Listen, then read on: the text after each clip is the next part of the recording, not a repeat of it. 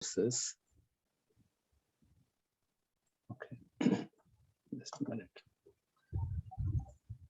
In all these discourses, uh, the chief person who speaks in these discourses is the Buddha, except one, which is the Madhura Sutta. In Madhura Sutta, it was one of his immediate disciples, Mahakachyana. And in all the other 9 discourses, it was the Buddha who was the interlocutor. In all these discourses, the setting is the Brahmins challenge the Buddha either about his entitlement to preach dharma, or when the Brahmin starts saying that you're doing something wrong by preaching equality of caste, or by a Brahmin assertion saying that we are socially superior to others. So these are the 3 contexts, settings, generally we find in these 9 discourses.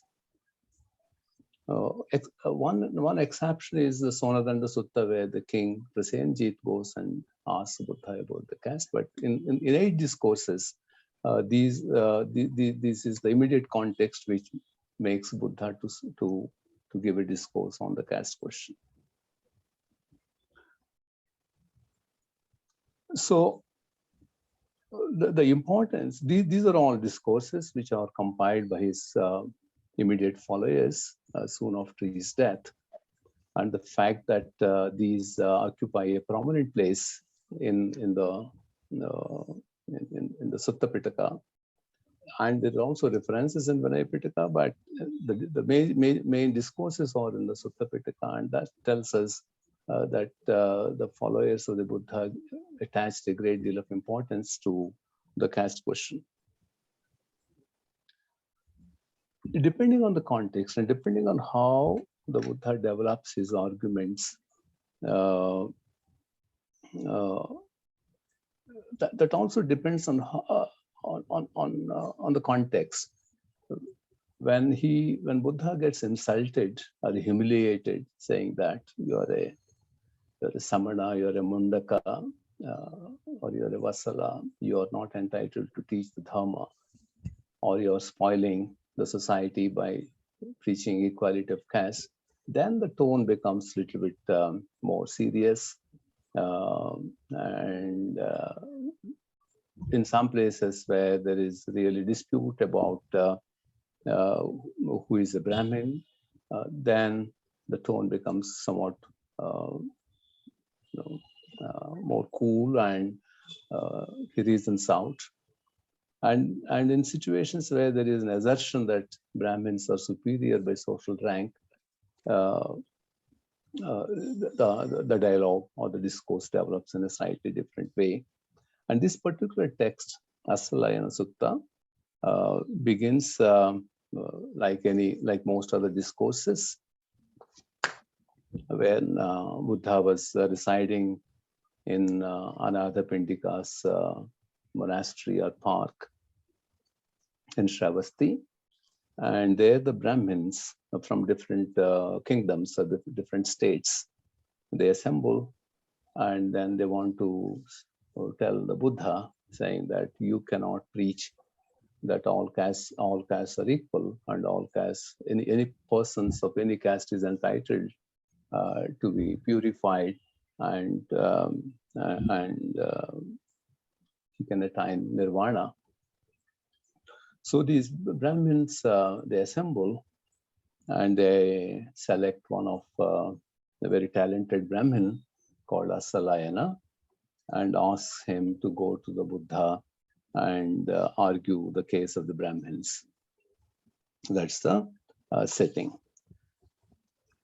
So what I will do is, since you have read this text, and you have the text probably in front of you, but I can share the text to you so that we can keep our attention on that. Arun, can I share that? Is it possible? Yeah, I can share. host disabled participant screen sharing. I think you have disabled the power, but you can share it if you can. I think I cannot share from my side, Arun. I think he has to enable participant sharing. Yeah. So what I will do is, there are many translations again by Miss I.B. Hona, and there is one by Bhikkhu Bodhi, and there is one by Bhikkhu Sujato. These translations, they are not hugely different. I don't think there is much controversy about the words here. We are not interested in that at this point of time. So what I would like Arun to share is the one which has Pali on one side and English on the other side, because many of the words in Pali we would be familiar, and these are the words which we use even today in India.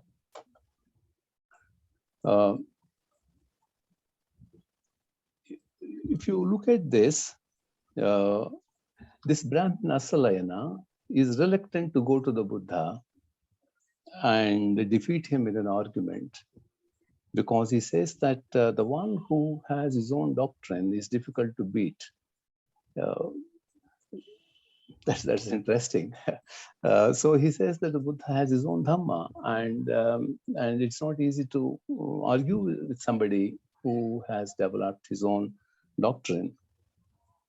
But the Brahmins insist. They plead with him 3 times, and Asalayana agrees to go and speak with the Buddha. And if you look at the description of this young man, he says that, this young man, scholar, he had mastered the 3 Vedas. I have allowed all of you to share. You can share from your side. Okay.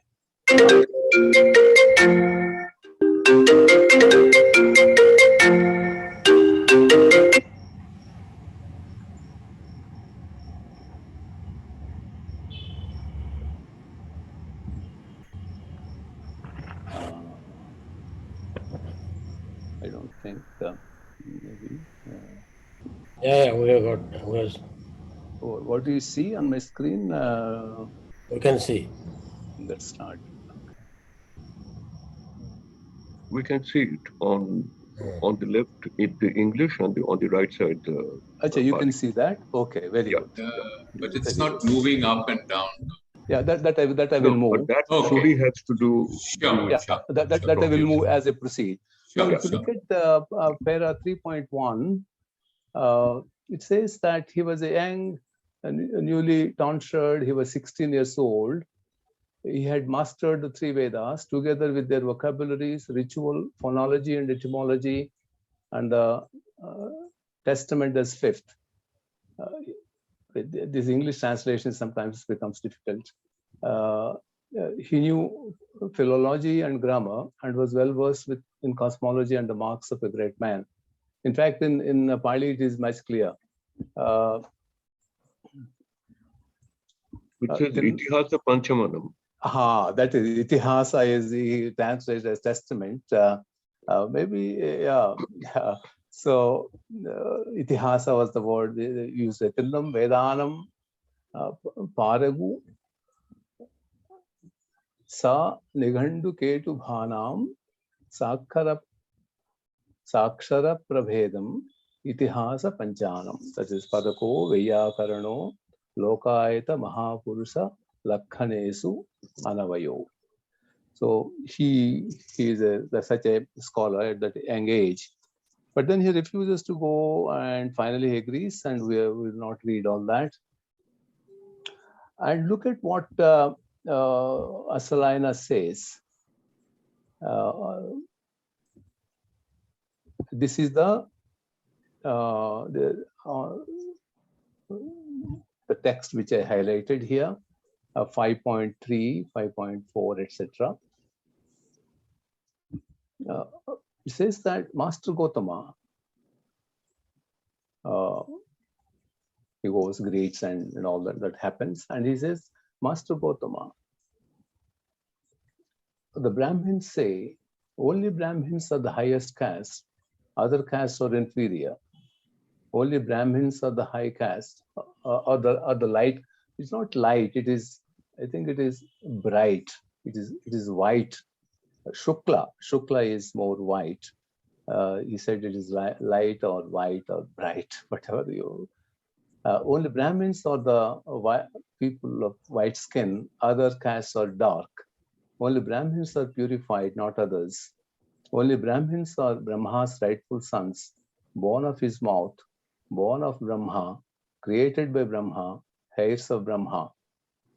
That is the central argument that we find, or assertion that we find in many of these discourses. And in Pali, again, to get some clarity on this, Brahmana bhogotama evamahamsu. Brahmano va setho varno, that is the word that's used. Sreshta varna. Hino anyo varno. All other colors are of lower kind. Brahmano va sukho varno, kanho anyo varno. They are of white color. All others are black color. Brahmano va sujhanti, no abrahmano. Only Brahmins get purified and no non-Brahmins. Brahmano putta. Brahmins alone are the sons of Brahma. Vorasa mukhato jata. They're born out of the will of Brahma himself, from his face.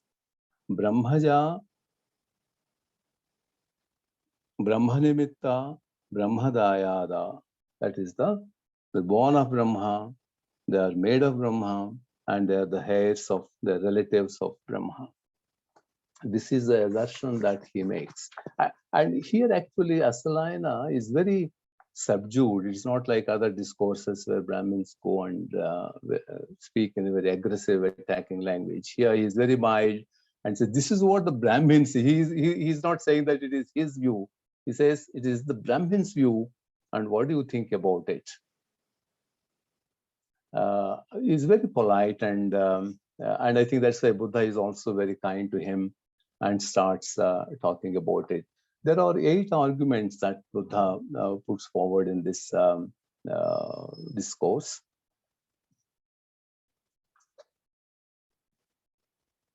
And look at the first one. He starts with kind of a very biological, natural argument. He says, but Asalayana, Brahmin women are seen menstruating, being pregnant, giving birth, and breastfeeding. Yet even though they are born from a Brahmin woman's womb, they say only Brahmins are the highest caste, etc., etc. So he makes a kind of a very simple point that they are not born of Brahma's mouth or Brahma's face. They are born from to Brahmin woman. So there is also, people say there is a pun here in the sense that why do you make Brahma's face, the womb, which is not a good thing. So, he says, Brahmananam Brahmaniyo Utaniyopi Gabhiniyopi Vijaya Manapi Payamanapi.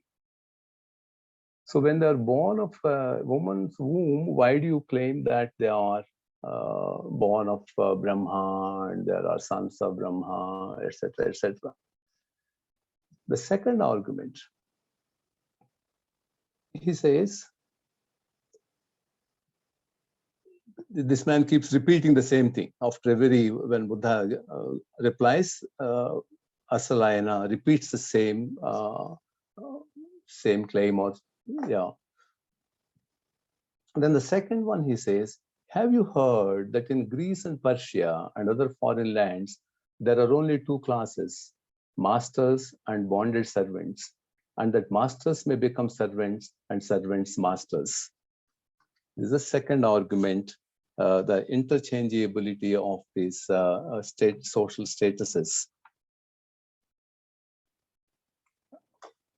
And that's what in Pali he says, Yona kambojesu anyesu cha pachantimesu janapadesu dveva varna ayo cheva dasocha ayo hutva daso hoti ayo hoti. They're only the master, the Arya and Dasa. And if Persians and Greeks can live with two classes, why do you need these different classes here? Probably this was much before the Plato's, the Socratic noble lie or myth, grand myth of the three classes and three souls. Probably it was not there. And some people say that actually this Kamboja is not, Yavanadesha is not the present Greece. What Buddha was referring to Bactria, not to Greece. So, because Buddha may not be familiar with what was actually happening in Greece those days, but it was a reference to the western part of, can say, South Asia or Central Asia, where Greeks were ruling those days. So it was the reference, people say it could be to the Bactrian Greeks, not to the present Greeks. I was struck by Cambodia. Cambodia is neither Greece nor Persia. No, Cambodia is the present Afghanistan. Okay.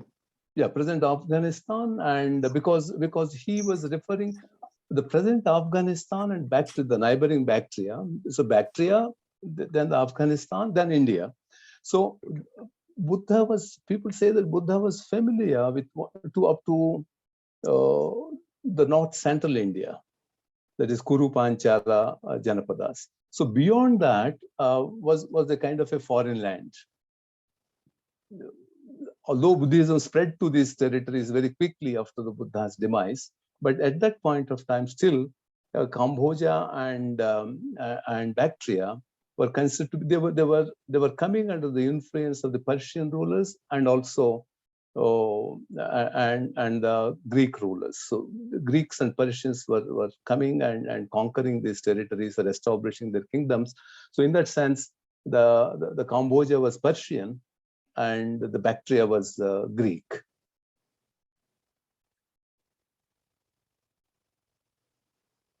Then he moves to the third argument.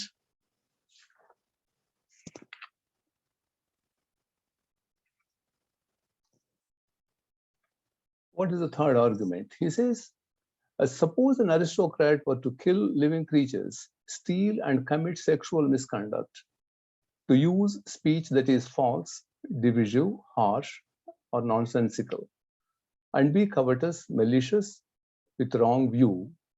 When their body breaks up after death, they would be reborn in a place of loss, a bad place, the underworld, hell.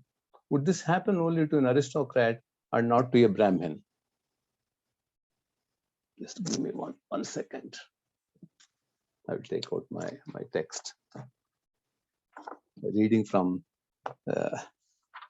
monitor.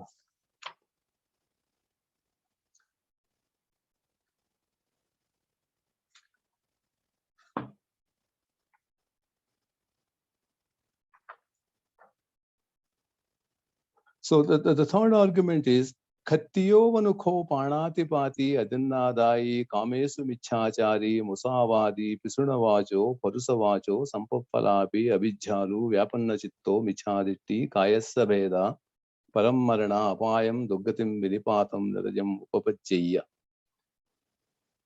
The question now he raises is, he goes on this.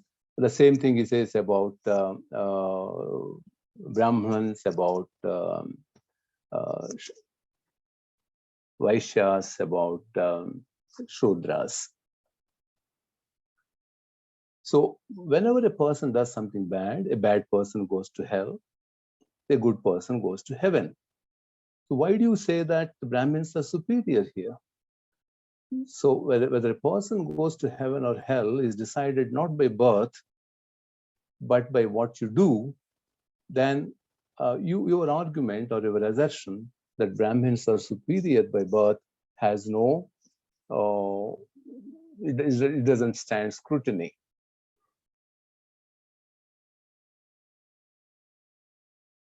Then he gives the other way. If Brahmins are they do good things, or if Kshatriyas do good things, or if Shudras do good things, or Vaishyas do good things, they will go to heaven. So your argument will not hold.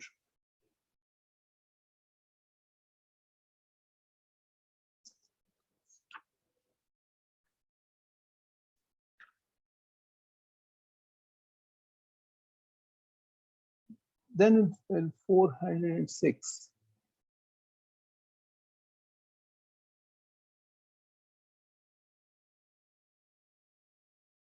what do you think, Asalayana? Is only a Brahmin capable of developing a heart of love, free of enmity and ill will for this region, and not an aristocrat, merchant, or worker? The translation is slightly difficult for us because actually the words you use was straight terms that we use. Brahmana, Kshatriya, Vaishya, and Shudra. But the translation, they made it into aristocrat, merchant, and worker.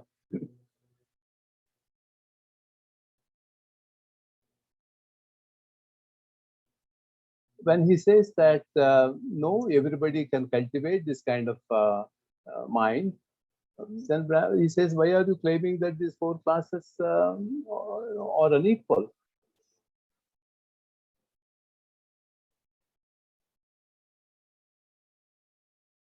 He moves to, I think this is the fifth argument, he says.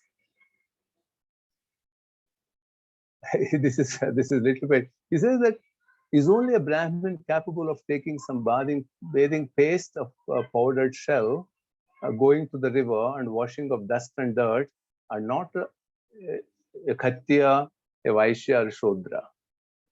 So if somebody takes chuna, that is the word used, Brahmano nukho pohoti, where is this? Sotti senanim adaya nadim gantva rajo jallam pavahetum. No khattiyo, no veso, no suddoti.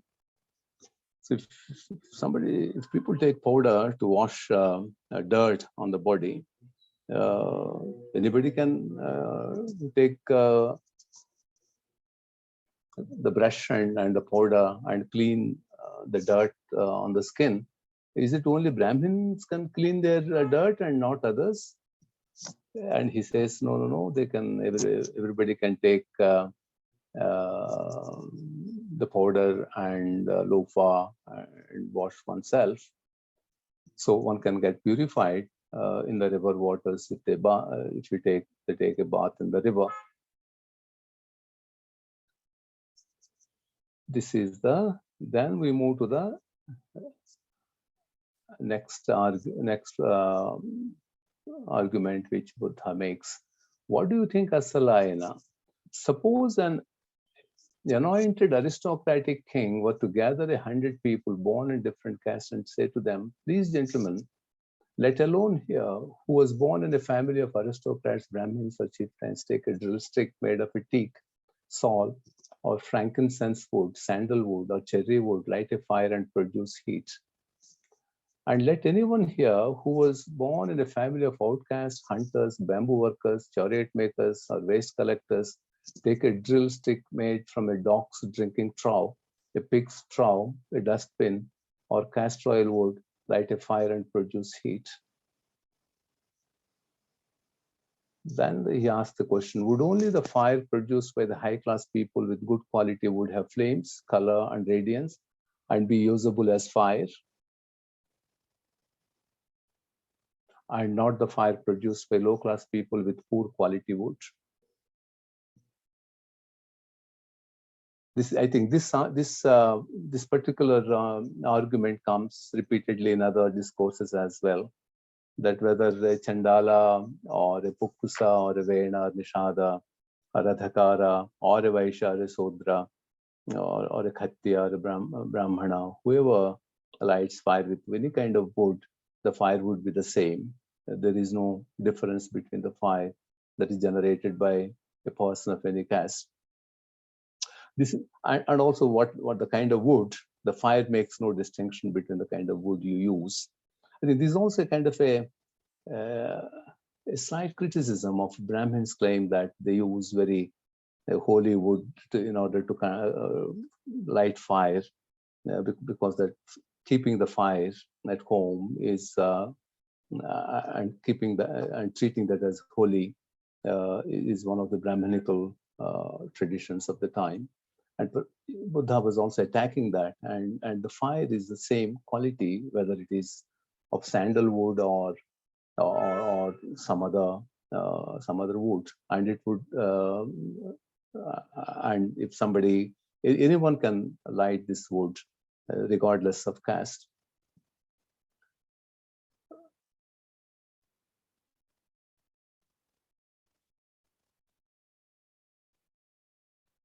So that's the answer Asalayana gives. The fire produced by the high-class people with good quality wood would have flame, color, radiance, and be usable as fire, and so would the fire produced by low-class people with poor quality wood.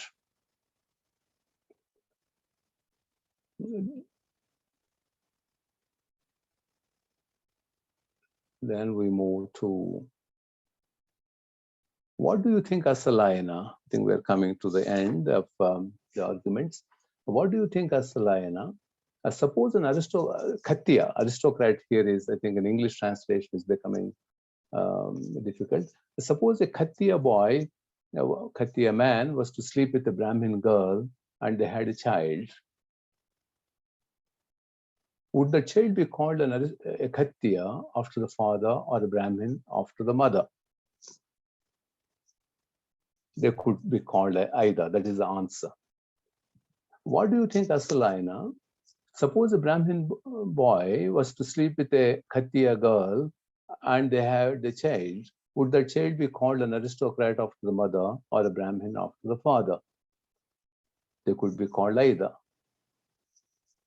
So he says there is no difference. A Brahmin man and a Khattiya woman, or a Khattiya man and a Brahmin woman can have children who can be called either a Brahmin or a Khattiya. So the progeny are no different from their parents. Unlike, he says, suppose a mare were to mate with a donkey and she gave birth to a mule, would that mule be called a horse after the mother or a donkey after the father? And the reply is, it is a mule, as it is a crossbreed. I see the difference in this case, but not in the previous case. So what the Buddha says, that there is no difference between children of human beings, whatever caste they belong to, unlike different species like donkeys and horses. So he says, and this argument keeps coming again and again in other discourses as well. He says that all human beings are the same species, and they are different from birds and animals and other worms, trees. In Vasetta Sutta, he speaks of different categories of living beings: worms, birds, four-legged animals, and then human beings. He says that human beings are one group. There is no difference between human beings, and the children of these human beings look like the same. They don't, intermarriage between castes do not give rise to different species, like between donkeys and horses.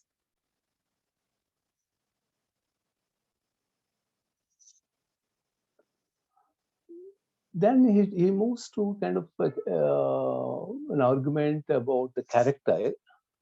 This also we find in other discourses on caste. Suppose there were two Brahmin students who were brothers who had shared a womb, born of the same mother. One was educated, a reciter, while the other was uneducated and not a reciter. Who would the Brahmins feed first at an offering of food for ancestors, an offering of a dish of milk rice, a sacrifice, or a feast for guests? Answer is they would first feed the student who was educated, a reciter. Suppose there were two Brahmin students who were brothers who had shared a womb. One was educated, a reciter, but was unethical, of bad character, while the other was uneducated and not a reciter, but was ethical and of good character. Who would the Brahmins feed first? They would first feed the student who was uneducated and not a reciter, but was ethical and of good character. So the argument here is that what matters is not caste status, but the conduct of the person. Even if a Brahmin who is educated but doesn't have the right conduct, he cannot be respected. And a person who is low-born, according to the Brahmins, if he is of a good conduct, he should be respected. It is a conduct that entitles a person for respect, not the birth. So now he sums up. Firstly, you relied on birth as a line, then you switched to education, then you switched to abstemious behavior. Now we have come around to believing in purification for the four classes, just as I advocate. This is what I said. That's what Buddha said. If you agree that the conduct matters, and that alone should matter ultimately, and you're agreeing that a person of any caste can be purified, and any person of any caste can have that kind of a conduct by which he should be respected. So finally, Buddha gave us an example of a sage, because Asalayana is now feels somewhat defeated. Sorry to disturb you, sir. Yeah. I think we have crossed time. Yeah. So I will just conclude in 2 minutes. So he gives this story of Asita Devala, the sage, and who was black in color, a Brahmin scholar, but black in color. And these Brahmins, once they assembled in a forest, and they were saying that Brahmins are white in color and non-Brahmins are black in color, and they're the pure people, etc. So then this is the final argument that he gives.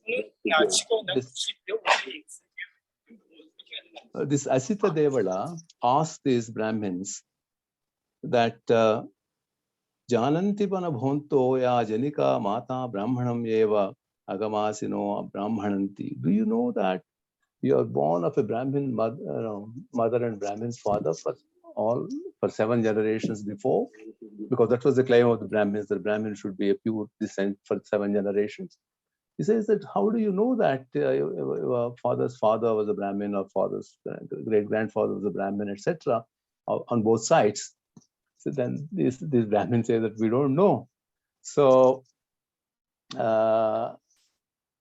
and finally he says that,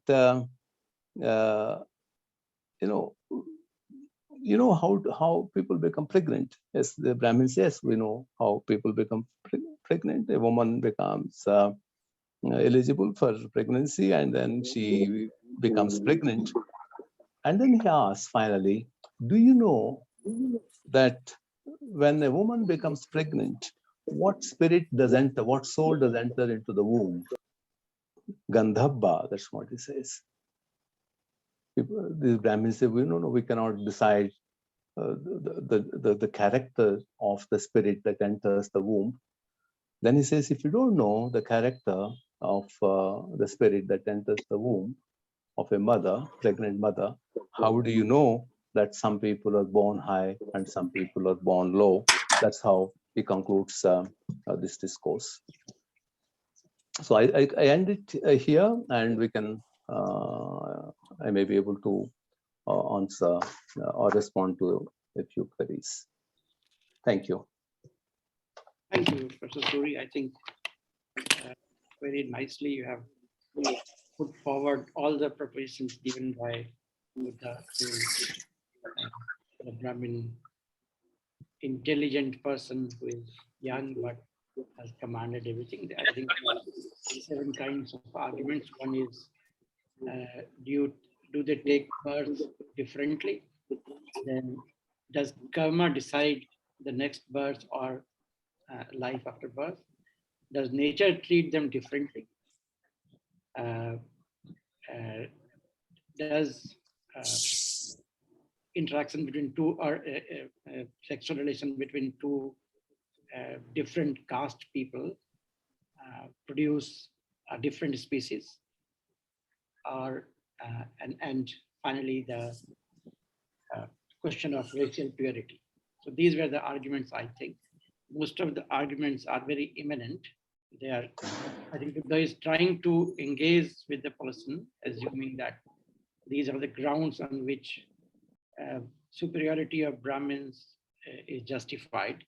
However, once again, I'm not sure if these are the arguments that Brahmins put forward. How do they look themselves as Dvij? So it is generally assumed that when there is a sanskara, then only the second birth takes place, and then that person becomes a Brahmin. Before sanskara, the Brahmin is of any caste. So this is another way of they define it. Thank you very much. So may I open this for discussion?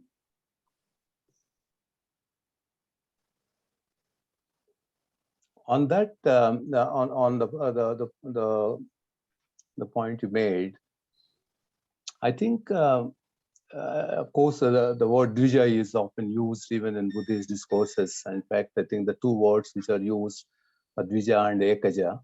And ekaja is generally referred to the Shudras, and dvijas are used for Vaishya and Kshatriya and Brahmana people.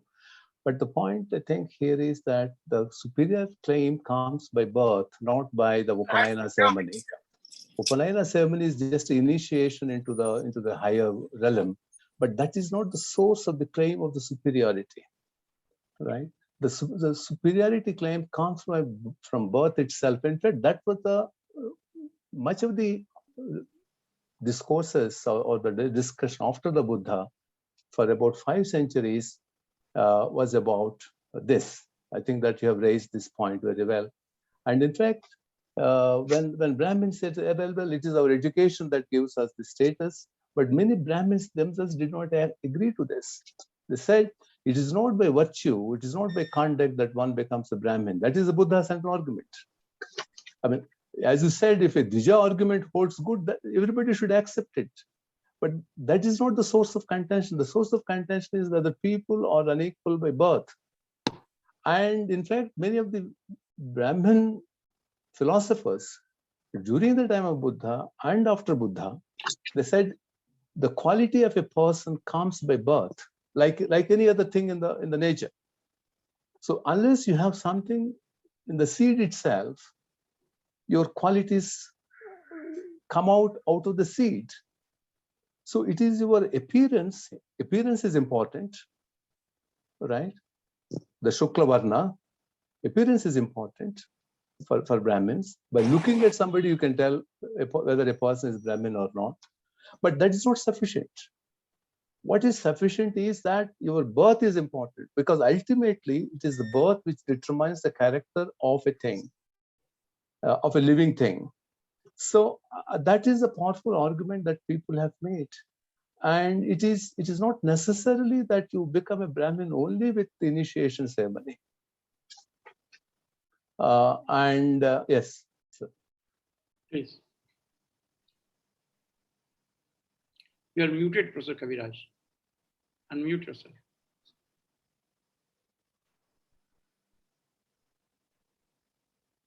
No, Suri, why don't you finish and then I'll say something. No problem. No. So I thought, in fact, after Buddha, there was a quite interesting discussion in the post-Buddhist time also on this, that it is ultimately because in these arguments, many Brahmin philosophers have come down to this argument that it is the birth which determines the differential statuses of people. It's not the occupation, it is not the appearance, and it is the birth only that because that is not empirical. So you have to accept it, because occupation, conduct, that empirically you can argue about it, that you're a wheat color or you're a brown color, etc. You can also say that your occupation, because there are among Brahmins in Buddha's time, there were people of different occupations. They were not all priestly class. There were butchers, there were agriculturists, there were traders. Many of the Gahapatis were Brahmins. And in fact, some of the discourses Buddha had about Brahmin superiority was not with Brahmin priests. Like there is Kasi Bharadwaja Sutta. This Kasi Bharadwaja is Krushi Bharadwaja, the agriculturist. So there were agriculturists, there were traders, there were carpenters, there were butchers. They were doing different activities. There were teachers, not necessarily priestly occupation. So there were people of different occupations who were Brahmins. And so occupation will not make a person a Brahmin. And conduct also, you can say that this man is bad fellow, yet he will be a Brahmin by birth, unless I think that birth alone stands or this kind of scrutiny. Otherwise, I think that's what by 6th century, people started saying it is the birth which finally matters. So I think that's what he is also hitting at. Buddha is saying that this is, even at the time of birth, you cannot classify people. That's what he's saying. They're all one species. There is no difference between human beings, and two people of different caste, they marry together. There is no, the species that is arising out of intermarriages is no different from either mother or father. Yeah. Should I say something now? Yes. Yeah, I have two points. One is, it seems to me that the discussion is very not really historically useful in trying to understand what the Buddha says. I think it's also generally philosophically quite useful, because it seems to me that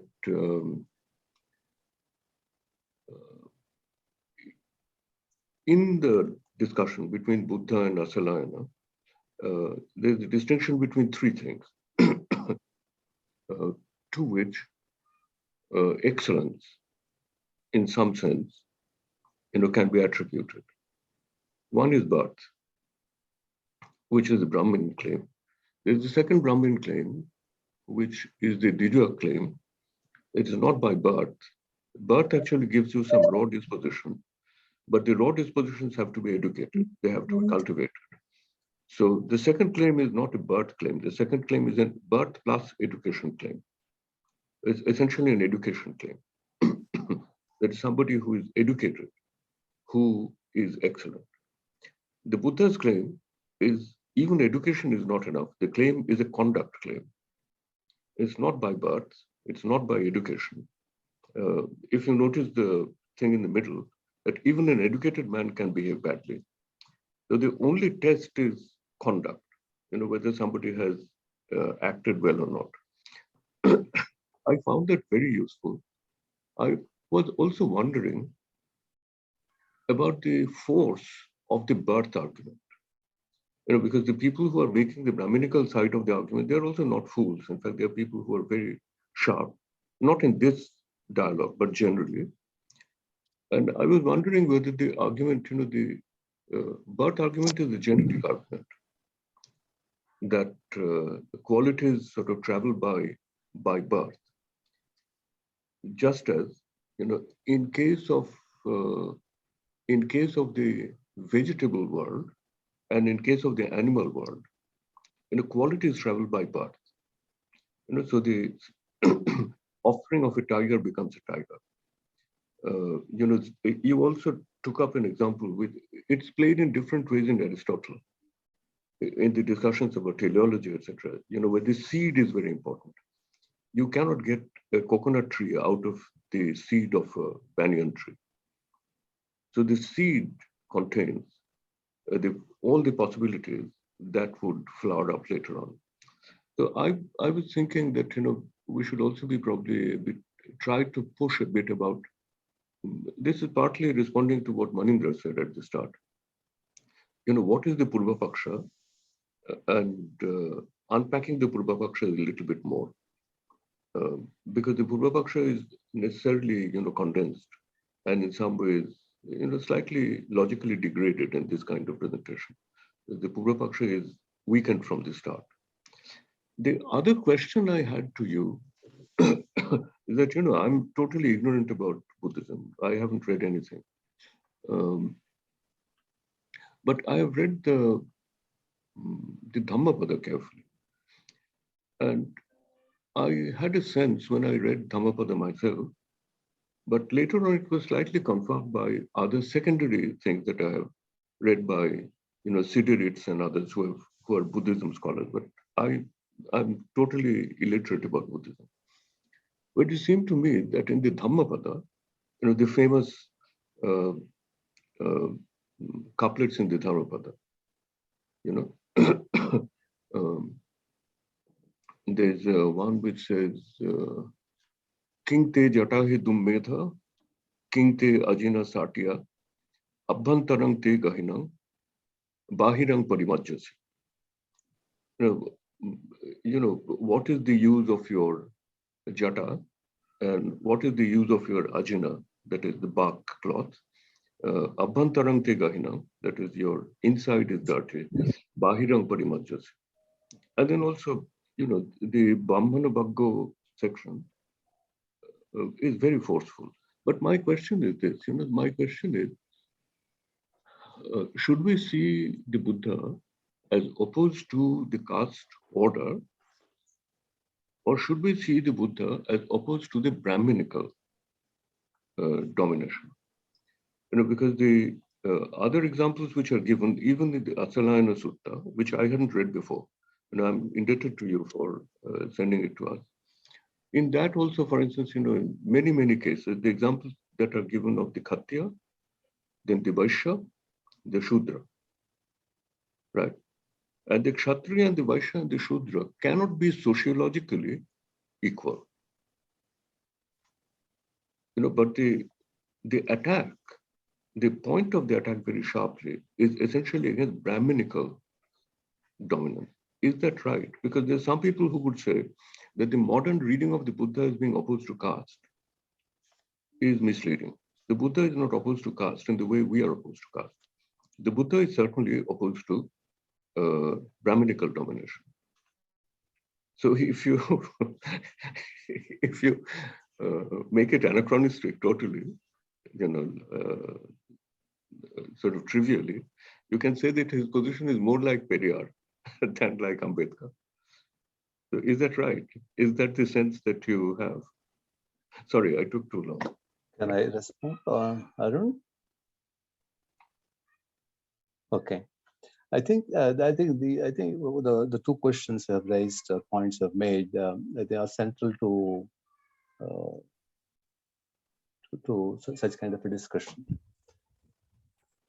One is he explains it, this particular birth thing, in greater detail in other discourses. I know Manindra Thakur, he talked about Agana Sutta some time ago. But more importantly, I think we should refer to Vasetta Sutta. In Vasetta Sutta, the entire sutta is on this species thing. And for example, he says that Vasetta, in this Vasetta Sutta, he says like this: the generic divisions of living beings, I will explain to you. Know first the grass and trees, They lack self-awareness, but their birth is their distinctive mark. Next comes the moths and butterflies, and so the ants and termites. They have a distinctive mark. The quadrupeds, small and large, have a distinctive mark. Those whose bellies are their feet, like snakes and others, they have the distinctive mark. And then fish, and then birds. So this is all these creatures have their own distinctive marks.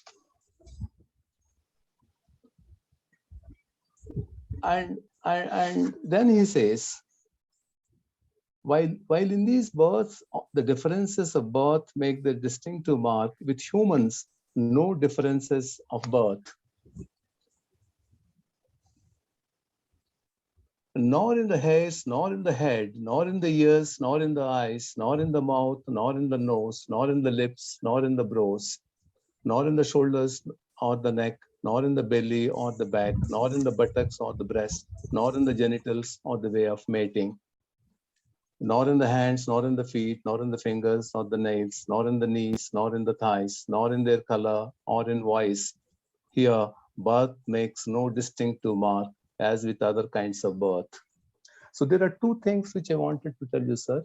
One is that he was aware that people have different qualities.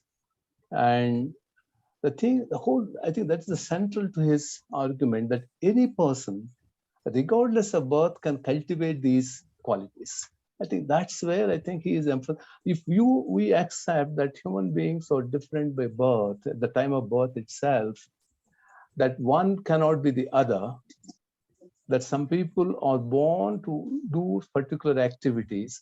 I think that's what Buddha is hitting at and saying that no, it is by cultivation that a person becomes a good human being. So it is not at the birth that these characteristics are determined, but it is by cultivation. I think, education. Yeah, that but bhavana. Cultivation is not education. Not education. It's not merely education. It is an uneducated person also be a highly cultivated person. So it is the bhavana which is important, how one cultivates one's, because that's why in Shonadanda Sutta, in other suttas also, he finally arrives at the sila, the conduct or the character, more than education. It is the sila which ultimately, and the sila can be cultivated. Even a thief or even a hunter or even a chandala or a pukkusa, they can also cultivate these qualities and then become a Brahmin. So a Brahmin is not the word Brahmin, he says repeatedly about this, is just a name that you give to a particular person of a particular conduct, not by birth. And hence, this conduct can become, any person can become a Brahmin.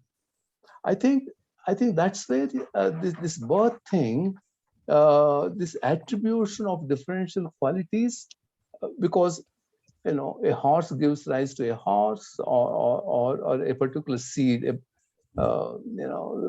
brinjal would gives rise to a brinjal, but they are all the same, the category.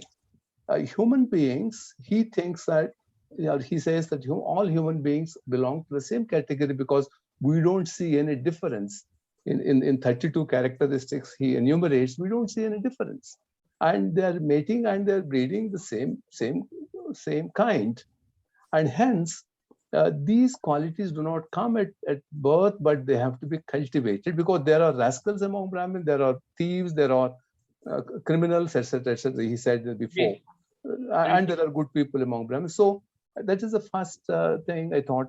A second thing is, I think Buddha is opposed to caste order as such, not just Brahminical social order.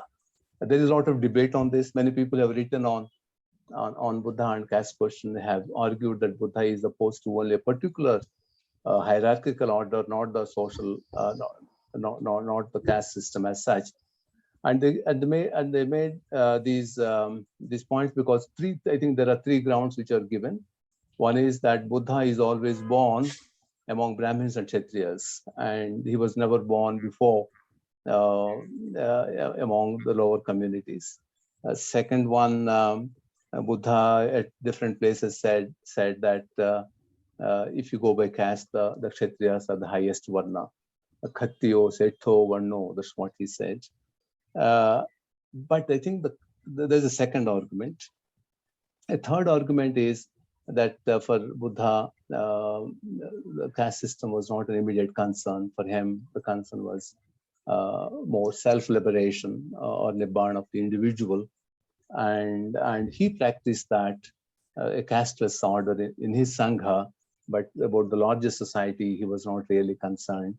And only caste differences do not apply to the bhikkhus, to the monastics, not to the people at large. So we have to make that kind of a distinction when we think of Buddha's attitude towards the caste. These are three grounds.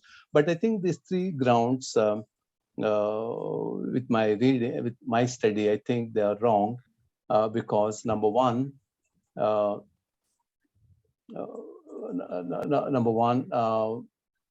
the quotation which people give that Khattiyo, Setho, Varno, this happens at two places. Now, one in Ambattha Sutta, it happens. That's what many people refer to that. Where he said, because Ambattha argues that Khattiyas are inferior, the Brahmins are higher. And in order to dispute that, he says, in fact, if you look at the verse, complete verse, he says, if you go by caste, that's what Jati Patisarino, if you go by caste, if you give importance to, or if you attach value to caste, then Khattiyas come at the top. But then he says, it is the conduct that makes a person supreme among men and gods. That's the shloka. So he actually emphasizes the conduct that is of gods and men. It is the conduct which makes a person supreme. But if you attach greater value to caste, it is a Khattiya, because the Khattiyas don't allow intermarriage, whereas Brahmins allow intermarriage. That's what he says. And I think there are several other instances.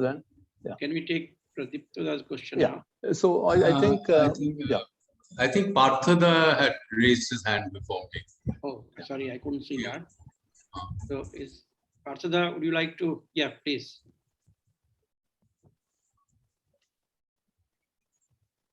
I have two sets of questions. One is about the text itself, and another which is sort of a more social history question outside the text. But about the text, there's one minor point, which is in relation to what Sudipto had raised earlier about the question of the Greeks and the Persians and whether or not what that reference might mean. You see, I think one should be careful here to acknowledge that a text like, let's say, the Majjhima Nikaya by Nagarjuna, that is actually put together several centuries after the Buddha, right? So Alexander, first of all, is something like 200 years after the Buddha, Alexander's invasion of India. And then Nagarjuna, if I'm not mistaken, is sometime in the 2nd century BC. So, which is again another 150 years or so later. So Nagarjuna, one can assume, is putting down in his own way a tradition of Buddha's sayings which have come down to that period.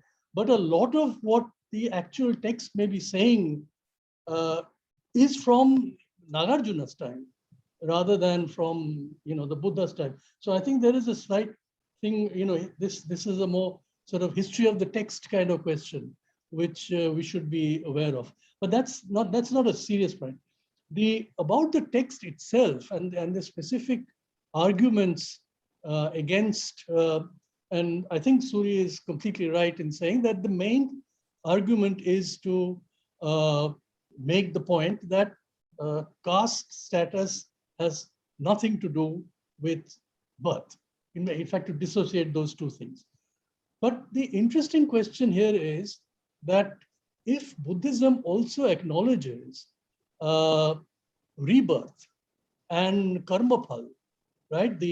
So therefore the argument that one's deeds in this life, one's actions in this life will determine where one would be born in next life, then there is a whole question that returns about the nature of one's birth, whether or not one's status in a particular, that one is born in a particular caste in this life because of past deeds in earlier lives.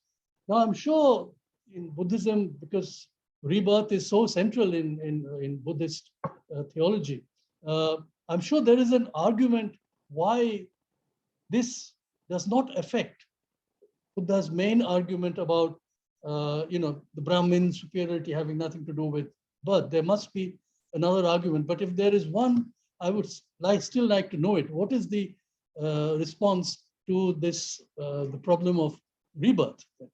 And on the text question again, there is a way in which one can, at least the text that we have read here, one can read this more as a kind of, if you think of more modern defenses of the caste system, even somebody like Gandhi or many others like that, who have also accepted that the status of Brahmins and others has nothing to do with birth. It has to do with one's actions or deeds, which will determine one's status in life. So there is a kind of social division of labor kind of argument, but which is dissociated from birth. Now, is Buddha's or the arguments that we've read here, is that sort of consistent with an argument about a social division of labor, right? Not determined by birth. So those are the text questions. And finally, on the social history question, I wanted to ask you is, would it be true, because I have read this from more sort of histories of Buddhism, that, for instance, within the Vihara or within the Sangha, certainly the Vihara, the more monastic orders, was there a prestige attached to Brahmins who become Buddhist, because of the fact that their inherited traditions of learning, their family traditions of learning, they have, in a sense, they have a natural advantage in terms of scholarship, etc. And therefore they gain a certain prestige as scholars within the monastic orders. Is that necessarily correct?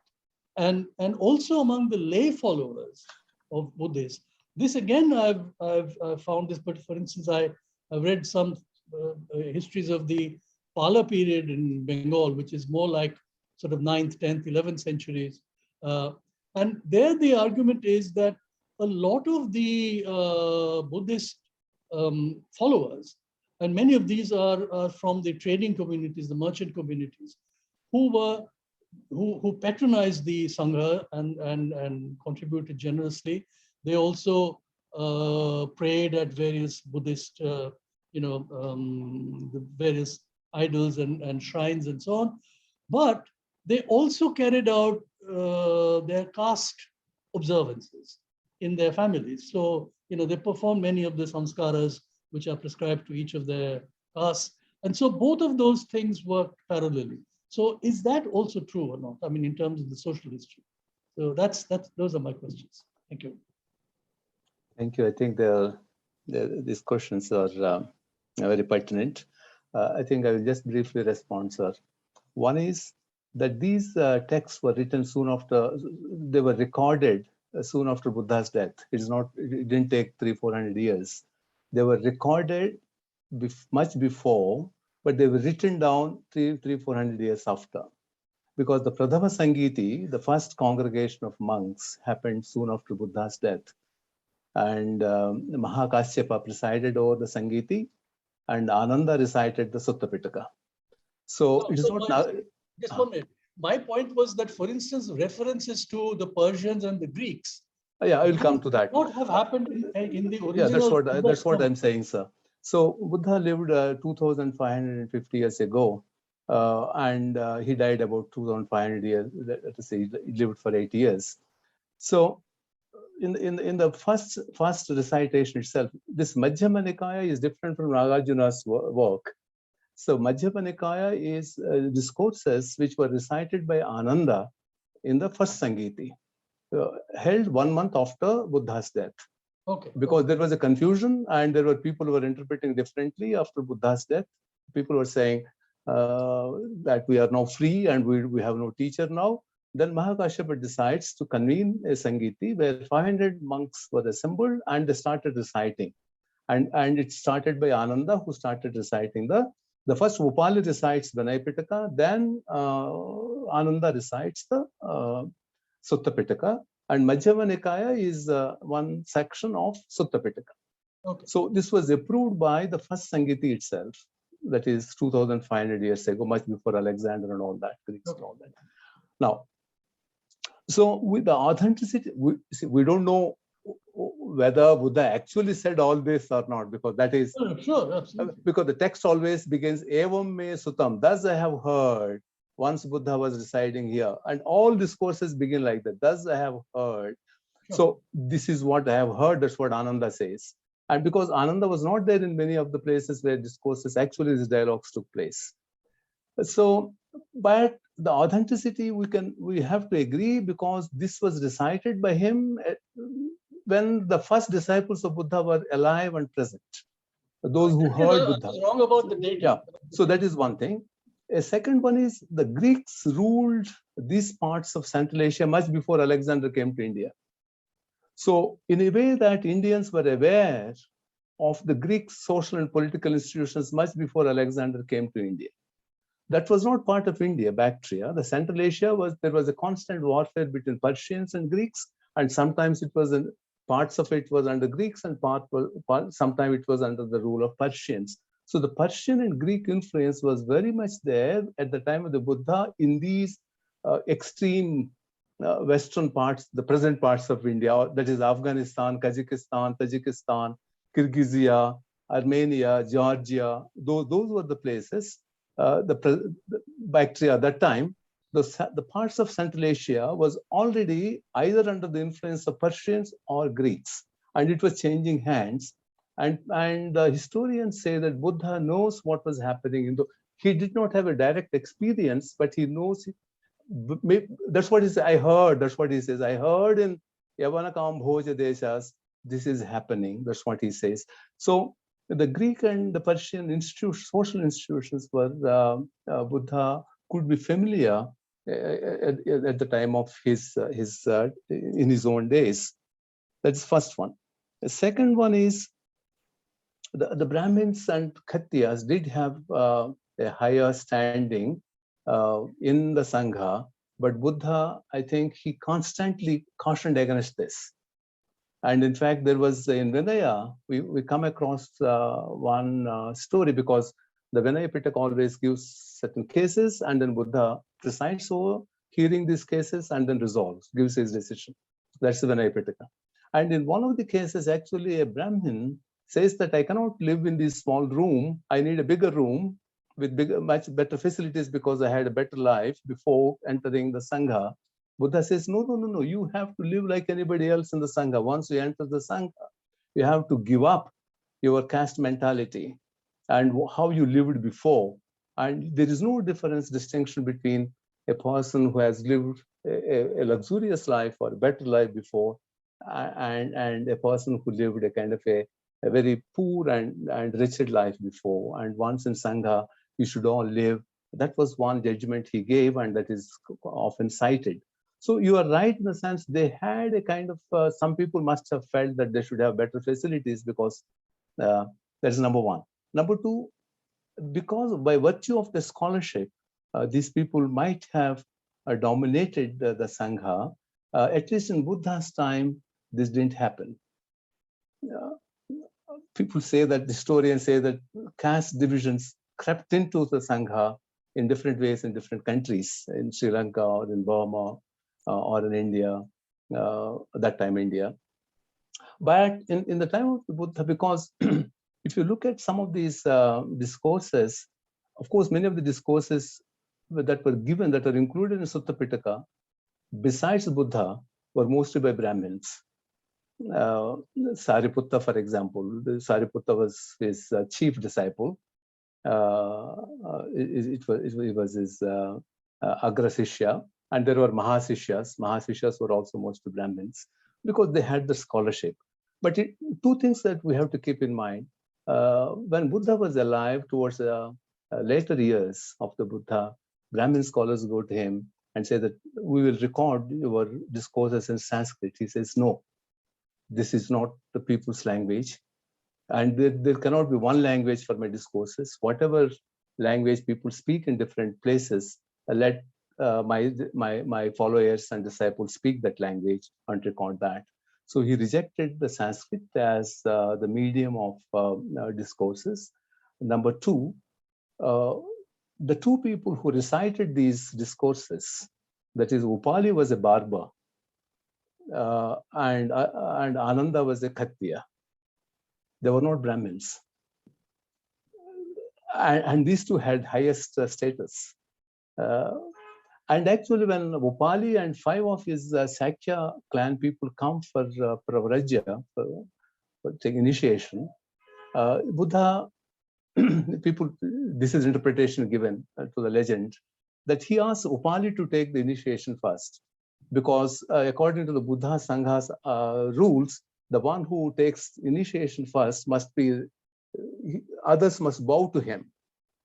So these 5 Sakyas actually don't want this Upali to come along with him. They ask him to go back. And they send him back, actually. Upali comes with them, follows up to a point. Then this Shakyan princess, they say that, no, you cannot come with us. You are a barber, family barber. We appreciate, but you cannot come. Then he goes back, then he returns. But when he returns, these 6 people come together and Buddha says, let Upali take the initiation first. And he gives initiation to Upali, saying that he asked these 5 Shakyan princes to bow before him. In the sense, he has that kind of I mean, I agree with you that there are these problems, but I think he was very conscious of this. And there are many, many instances. I mean, there are now historians who have recorded the caste of all his followers in his time. And about 10-15% people come from non-Brahmin, non-Khattiya background. There are differences in estimates, but 10-15%. I think Uma Chakrabarti starts with 8. But then 10% is not a small number in those days, coming from Shodra and Chandala, Pukkusa, Nishada and Vena communities, Radhakara communities. Radhakaras were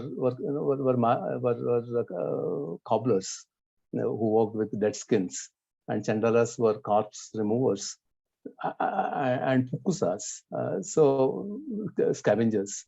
But the fact that 10% came from these communities speaks, I think, given that situation.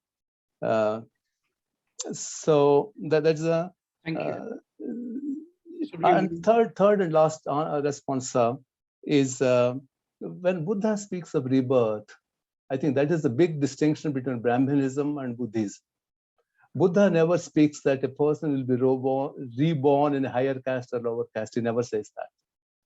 For him, there are only 4 worlds. Either you have to come back as a human being, which itself is suffering, or you will be born in the lower worlds. Lower worlds are 2, the world of animals and the world of pretas, of bodiless spirits or ghosts. So Pretaloka, Tirachana Loka, then Manusha Loka and Devaloka. And then the Nibbana, that you are not born anywhere again. So there is Sotapanna, Sakadagami, Anagami, and Arhata. So there are 4 rebirths. So if you are a returner, if you come back, you will be born as a human being, or an animal, or a spirit, or a god, but not among low caste or high caste. You will be born only as a human being. I think that is the big difference between the Brahmin conception of rebirth, that when the soul transmigrates, you are born high or low. But here, because it is Anattavada, because Buddha doesn't recognize, of course, there is a lot of debate on how Punarjanma can take place without a soul, and soul having a character. But he has his own understanding of rebirth. So rebirth is not the soul transmigrating from one community or into the other community, or one human being into the other human being. This rebirth is either in one of these four worlds, it happens. So it is nothing to do with being reborn in a higher or lower caste. Yeah. Thank you. Mr. Datta. Yeah. Thank you, Suri sir. It's really, really very rich presentation. My question is really about trying to think about the human, and there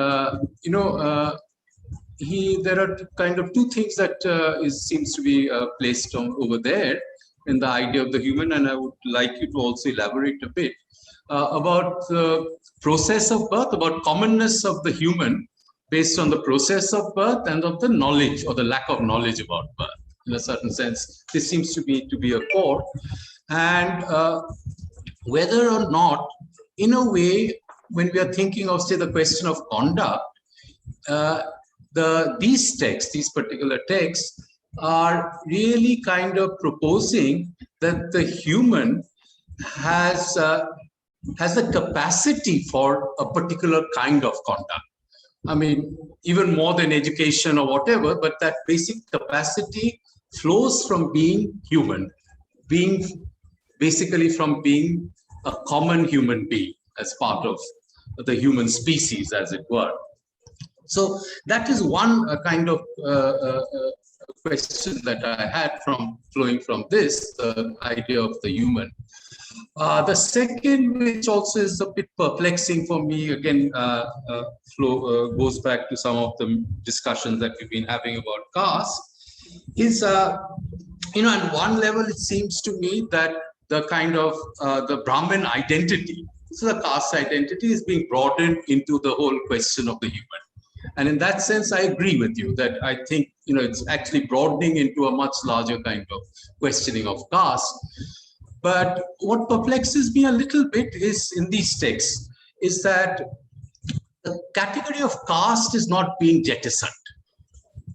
I mean, it runs parallel with aristocrats, with other kinds of, or master slave or whatever, But it seems to me that caste is being reformed or refounded on something like social respect that flows from conduct. So I'm a little perplexed here. Is he kind of repositioning or refounding caste, or is there, in that sense, a jettisoning of caste itself and the language of caste together with it? So that's one kind of thing that I had. Two other quick, easier things for me. I thought about the debate, the Purva Paksh and Uttara Paksh, and I was thinking about these texts, and one of the most interesting things that struck me about the text was the kind of sense of irony. There's a constant ironic kind of contrast between what is claimed and what is seen to be quote unquote real. And I'm just wondering if the function of debate is not deliberation in the sense that we mean it, in the sense of, kind of equally weighed propositions, which then kind of interact to produce a third kind of thing, possibly, but really of exposure. So there is, the debate and the polemical tends to kind of shade off into each other, or it's a different function of debate that we are talking of when we are. And the third thing I wanted to ask you about was the gender. The monasteries are supposed to be pioneering in the thing of bringing in nuns and giving some degree of asymmetric, but nevertheless some degree of quote unquote equality, asymmetric equality with the males. And I was wondering, I wasn't finding too much in these texts to actually link up with the gender question. Though it would, I suspect, be also at the heart at some way, because he's talking about mothers, he's talking about birth, and so on and so forth. So I was wondering if there's any connection that you can illuminate of this. Thank you. May I just add one more thing? Is there any written text about Buddha and Amrapali debate, because that is where the gender question actually, I guess, started in Buddhism. Amrapali was the first person to enter in the Buddha's monastery. So there was some debate between the two, and I'm just wondering if there is something written about it. Yeah. The first one is, I think, Deepji, this discussion, there's an extensive discussion on this, whether Buddha jettisoned the idea of a caste division, or whether he tried to, or whether he approved some kind of caste divisions. Repeatedly in all these discourses, including Asalayana Sutta, the one which we read, he says that caste is simply a name, a convention that we give to people who are engaged in particular occupation. He disapproves the hierarchical arrangement of people by occupations. He said there are different occupations. He says it is just nama, that's what it is, just a name that we give. The one who cultivates land, we call him a farmer. The one who makes, two things,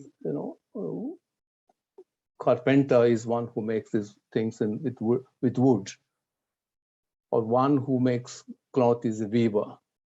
These are the names we gave. The one who protects fields, we call him Khattiya. So this is just a convention. And people who are stuck with these conventions and who cannot grow beyond this, who cannot think beyond this, they start believing that some people are high and some people are low. That's what he says. Those who are accustomed to this kind of a thinking over the years, they started thinking that some people are high and some people are low. And this name and designation, Sangna, he says, Nama and Sangna, the name and designations that we have given to people who are engaged in different occupations are mere conventional. And these conventional things have now, people got so accustomed to it, and they start thinking that they are in a hierarchy. But he was thinking of a flat society of people of different occupations. That is jettisoning caste order, the idea of a caste system. The moment you say that a scavenger is as good as a khattiya or a priest, now that is jettisoning the caste system. In fact, when Sunita goes to him, he was a scavenger, and he says that I want to become a bhikkhu. He said, come along. So the point is, if you reject the hierarchy, the caste system is gone. Some occupations have to be there in all societies. It's not that this occupation, a butcher is there, a bread maker is there, a baker is there, or a weaver, a carpenter, a doctor, a priest. All these occupations are there in all countries. The fact that you cannot ignore. Even under socialism, I think you have to have these different people of different occupations. Now the question is, if you reject a hierarchical relationship between these occupations by virtue of their birth, and then if you restrict a person that you should engage in that particular occupation, that is the source of the caste system. That's what that's the meaning we impart to the idea of a caste system. It's not just mere division of labor. So I think that's what Buddha is rejecting. Buddha rejects that while the occupations are necessary, and some of these occupations are now considered to be high and low, all right, that is also true. But these occupations or these qualities do not come by birth. That any person can become anything. I think that to my understanding, he was jettisoning the caste order. A second one is the second question is many of these discourses, we don't know how actually this happened. We don't know whether the Brahmins also presented their arguments very effectively in these discourses. But I think the purpose of recording these discourses is to tell what Buddha thought about the caste or many other matters. It's not just only in caste question these Brahmins are there. In all other issues are also, most of these discussions take place between Brahmins and the Buddha. So it's not that only these discourses happen between Buddha and the Brahmins. But it always happens in any school of thought. The founders' arguments come to the fore, and then you have to only derive those arguments of the opponents from the text outside these discourses. So if we think that Buddha's discourses are post-Vedic and contemporary of the Upanishad time, and you have to actually take out some arguments from those texts and also the texts that came after the Buddha, refuting Buddha. So three sources: the Vedic literature, the Upanishad literature, and then the Dharma Shastras and Dharma Sutra literature. From these, we have to construct what the Brahmins would have argued with the Buddha at that time. So those arguments, as Manendra was also saying in the beginning, that these were not fully presented. We only learn that this argument is there and then go back to those texts and then see on what basis they were saying all these things. On the gender issue, I think the first bhikkhuni was Gautami. And she first came to the Buddha and asked that she should be allowed to join the order, and Prajapati Gautami. And Buddha initially was reluctant to allow women, and it was Sariputta and Ananda who persuaded Buddha to admit women, and he admits women on the condition that women should have separate order. Not the Bhikkhuni Sangha, not the Bhikshu Sangha. And then that's how the Bhikkhuni Sangha starts under the guidance of Prajapati Gautami with first 500 women monks. Of course, Amrapali then also comes much later, I think. I see. But then to respond to Pradipta sir's question, there were several bhikkhunis who were treated by Buddha as almost equal to him. It was Sariputta, then Ananda, mostly Sariputta, Mahakachayana, and there were two other monks, female monks, who were given the approval by the Buddha to preach his doctrine during his time. One is Dhammadinna, and then another is Khema. Dhammadinna, there were several discourses in which Dhammadinna elaborates on the doctrine. And some of the Brahmin scholars get doubt whether Brahmadinna's version or account of the doctrine was the same as the Buddha. They go to the Buddha and ask the Buddha whether what Dhammadinna said is right or wrong. Then Buddha says, I exactly said what Dhammadinna say. So in the sense that he approved some of these, if you look at the Therigatha, sir, there were so many theories at the time of Buddha himself. And you have the list of theories who one of the other elaborates the doctrine. And all the theories, they were all disciples of the Buddha, first disciples of the Buddha. They lived during the time of the Buddha. Some of them got initiation from the Buddha himself, and they became theories. So the fact that there were so many theories who were regarded as important as the Theras, the male monks, shows that at that time, maybe even among, I think, even non-Buddhist, Brahminical communities also, there could be women. There must be some women who were highly scholarly. It is not that Buddha alone started. I don't say Buddha alone started that. But then the records show that there were so many bhikkhunis who became arhats, who became the liberated ones who attained nibbana. And many of the theories were the ones who attained nibbana. And some of these theories were the ones who were approved by the Buddha to speak on his behalf and elaborate the doctrine.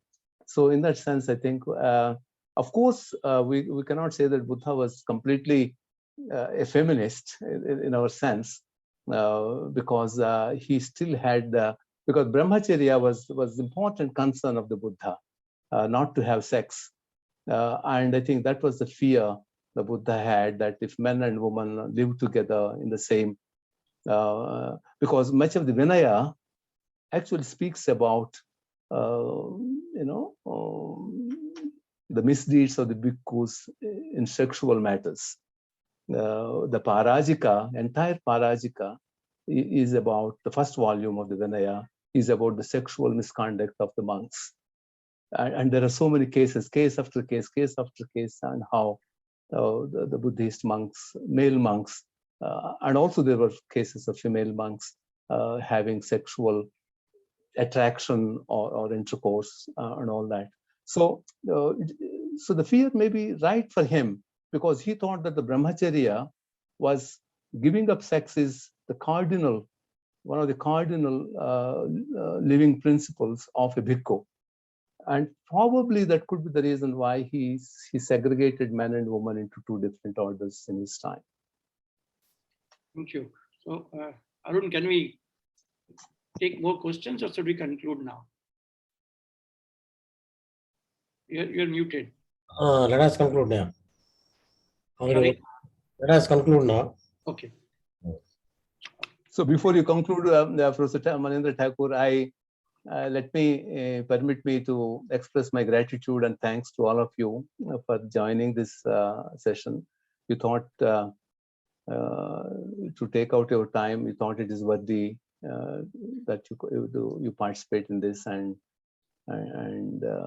listen to whatever I spoke. Thank you very much to.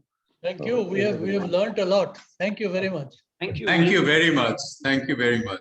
It was wonderful. Very rich. Detailed discussion, very rich discussion. And I'm sure we'll continue hearing from you about Buddhism. And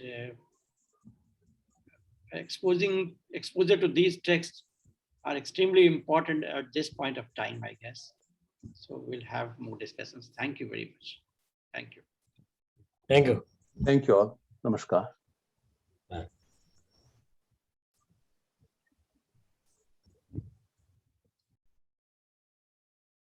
Arun, are you staying back? Again. Yeah. Let me quit recording. Yeah.